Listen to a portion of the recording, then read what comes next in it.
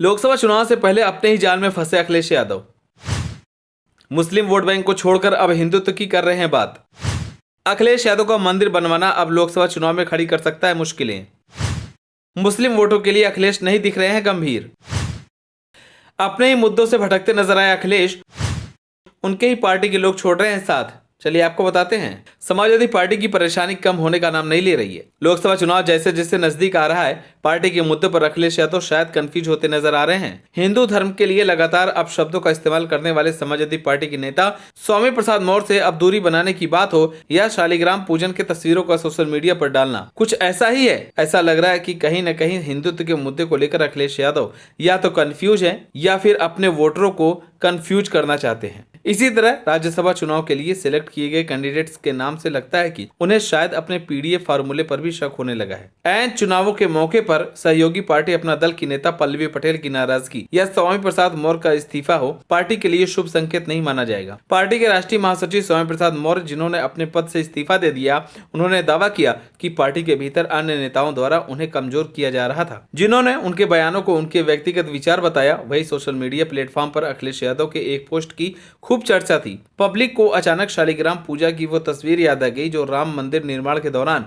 नेपाल से आई थी। अखिलेश यादव इस तस्वीर में शालिग्राम पत्थर की पूजा अर्चना कर रहे हैं। उनके ट्वीट में कहीं भी ये जानकारी नहीं थी कि ये कहां की तस्वीर है। ये तथ्य क्या जानबूझकर छुपाया गया? क्योंकि इसके भी मायने निकाले गए हैं। लोकसभा चुनाव से पहले आई इस तस्वीर को लोग अखिलेश के हिंदुत्व पॉलिसी से जोड़ने लगे हैं। राम मंदिर उद्घाटन समारोह में न जाकर और विधानसभा में उद्घाटन समारोह का बहिष्कार करने से अखिलेश की छवि हिंदुत्व विरोधी बन रही थी। क्या इस फोटो को ट्वीट कर अखिलेश फिर से सॉफ्ट हिंदुत्व की लाइन पकड़ रहे हैं? इस तरह के सवाल तो उठने ही थे, क्योंकि हिंदुत्व को बार बार अपमानित कर रहे स्वामी प्रसाद मौर्य की बातों को उनकी व्यक्तिगत राय बताकर अखिलेश ने एक तरह से स्टैंड ले लिया है। डिंपल यादव के साथ उन्होंने सपा दफ्तर में शालिग्राम की पूजा अर्चना की। इस अवसर पर उनके साथ सपा नेता जया बच्चन और शिवपाल यादव भी मौजूद रहे। अखिलेश ने अपने सोशल मीडिया पर शालिग्राम की पूजा का वीडियो भी शेयर किया है। उन्होंने लिखा है, श्री शालिग्राम भगवान का आगमन देश प्रदेश के लिए मंगलकारी एवं जन जन के लिए कल्याणकारी हो। इस पावन कामना के साथ हृदय से स्वागत। दरअसल अखिलेश यादव इटावा लायन सफारी के पास केदारनाथ की तर्ज पर केदारेश्वर मंदिर बनवा रहे हैं। करीब 10 एकड़ में बन रहे इस मंदिर के लिए नेपाल से शालिग्राम शिला मंगाया गया है। इसी को लेकर नेपाल से लखनऊ शालिग्राम शिला पहुंची है। शालिग्राम शिला लखनऊ स्थित सपा दफ्तर पहुंची तो उसकी पूजा अर्चना की गई। वहीं दूसरी तरफ समाजवादी पार्टी के सहयोगी पार्टी अपना दल कमेरावादी की नेता पल्लवी पटेल ने इस तथ्य पर आपत्ति जताई है। उन्होंने कहा कि पार्टी द्वारा नामांकित 3 में से 2 उम्मीदवार पीडीए समुदाय से नहीं है। उन्होंने कहा कि यह निश्चित नहीं है कि उनकी पार्टी एसपी सहयोगी के रूप में बनी रहेगी। यानी उनका कहना यह है कि वो राज्यसभा कैंडिडेट के लिए सपा के उम्मीदवारों को वोट नहीं देने वाली है। समाजवादी पार्टी के लोगों का कहना है कि उनकी मां कृष्णा पटेल को उम्मीदवार नहीं बनाने के चलते पल्लवी पटेल नाराज हैं। जयंत चौधरी के साथ छोड़ने से अभी पार्टी उभर नहीं पाई थी कि एक और साथी आंखें दिखाने लगा है। दरअसल उत्तर प्रदेश से खाली हो रही 10 राज्यसभा सीटों में से 3 सीटें जीत सकती है, जिसके लिए पार्टी ने पूर्व मुख्य सचिव आलोक रंजन, अभिनेता से नेता बनी जया बच्चन और दलित रामजी लाल सुमन को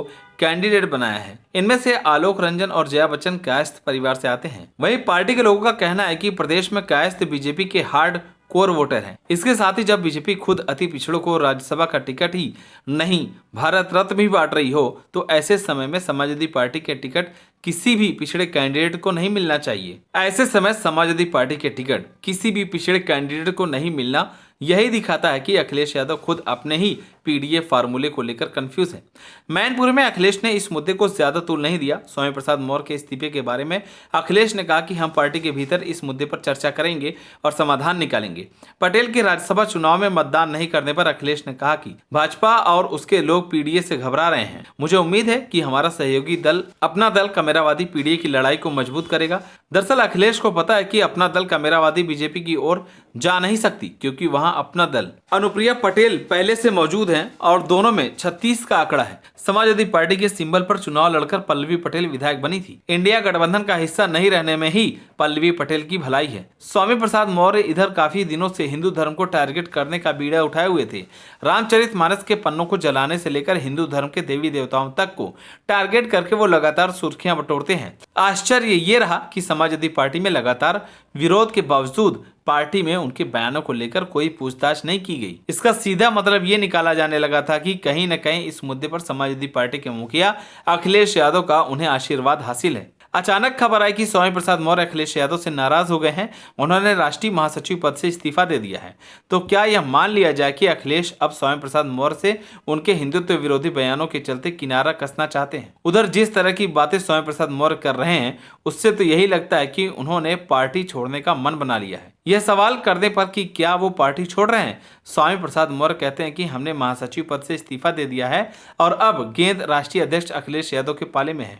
हम उनके अगले कदम का इंतजार कर रहे हैं, उसके बाद ही आगे कोई निर्णय लिया जाएगा। स्वामी प्रसाद मौर्य की बातों से लगता है कि अब बातचीत की गुंजाइश नहीं बची है, क्योंकि अखिलेश अब डैमेज कंट्रोल के मूड में है और मौर्य को भाव नहीं देने वाले हैं। अखिलेश को पता है कि हिंदुत्व के लिए अपशब्द बोलने वाले स्वामी प्रसाद मौर्य को बीजेपी अपने साथ लेगी नहीं। बीएसपी में अगर स्वामी प्रसाद मौर्य वापसी भी करते हैं तो इससे पार्टी को कोई नुकसान नहीं होने वाला है। व्यक्तिगत रूप से स्वामी प्रसाद अपनी सीट नहीं जीत सकते। इंडिया गठबंधन का हिस्सा नहीं होने पर मौर्य अपना नुकसान खुद करा बैठेंगे। उत्तर प्रदेश में समाजवादी पार्टी को मुस्लिम वोट थोक के भाव में मिलते रहे हैं। इसके बावजूद अखिलेश यादव ने अपने राज्यसभा के उम्मीदवारों की लिस्ट में एक भी मुस्लिम कैंडिडेट का नाम शामिल नहीं किया। यह भी एक कारण है कि अखिलेश क्या हिंदुत्व को लेकर कंफ्यूज हैं, क्या राम जन्मभूमि उद्घाटन में न पहुंचने के चलते अपनी इमेज को फिर से चमकाने में लगे हुए हैं। वहीं पार्टी के नेताओं का कहना है पार्टी नेतृत्व को राज्यसभा के 3 कैंडिडेट्स में एक किसी हाशिए के समुदाय की महिला को चुनना चाहिए था। शायद एक मुस्लिम महिला और एक पिछड़े वर्ग की नेता होता ज्यादा बेहतर होता। एक अन्य सपा नेता का कहना है कि मुसलमान अब सपा के लिए मुख्य वोट बैंक हैं, लेकिन ऐसा लगता है कि पार्टी के भीतर उनकी कोई हैसियत नहीं है। अखिलेश को मुस्लिम वोटों की चिंता नहीं है। कारण यह है कि उनकी पार्टी ने कांग्रेस के साथ गठबंधन का मन बना लिया है। रालोद के साथ छोड़ने के बाद अखिलेश यादव कांग्रेस के साथ गठबंधन को लेकर काफी गंभीर हो गए हैं।